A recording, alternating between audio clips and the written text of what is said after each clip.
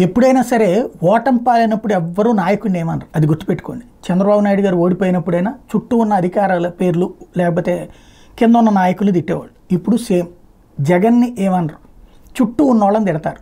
ఇప్పుడు ప్రారంభం అయిపోయింది అది. సజ్జలని విమర్శించేవాళ్ళు, ఏది సలహాదారుల్ని విమర్శించేవాళ్ళు. నిజంగా నాయకులు సలహాదారుల మాట వీళ్ళ మాట వింటారా? చంద్రబాబు అయినా జగన్మోహన్ రెడ్డి అయినా కానీ ఆ మాట అంటానే ఉంటారు.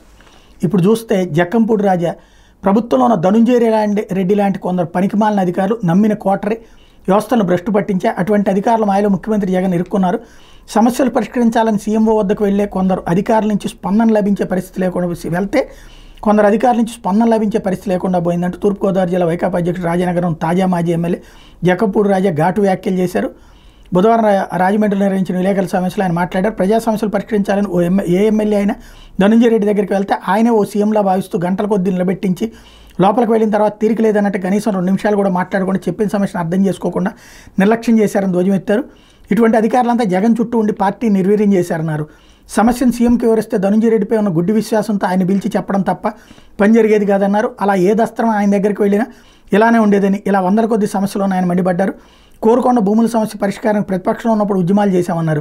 దాన్ని పరిష్కరించాలని సీఎంఓ ధనుంజయ రెడ్డి దగ్గర 10 దఫాలు తిరిగానని, పురుషోత్తంపట్నం భూముల రైతులకు పరిహారం ఇవ్వాలని కోరిన, విదేశీ విద్యా దీవెన బకాయిలు చెల్లించాలని కోరిన, రేపు ఎల్లుండి అంటూ 5 ఏళ్లు గడిపేశారని ఆగ్రహం వ్యక్తం చేశారు. ఇటువంటి కొందరు అధికారులు కోటరీ జగన్ ఓ మాయలో ఉంచి వ్యవస్థను భ్రష్టు పట్టించారన్నారు.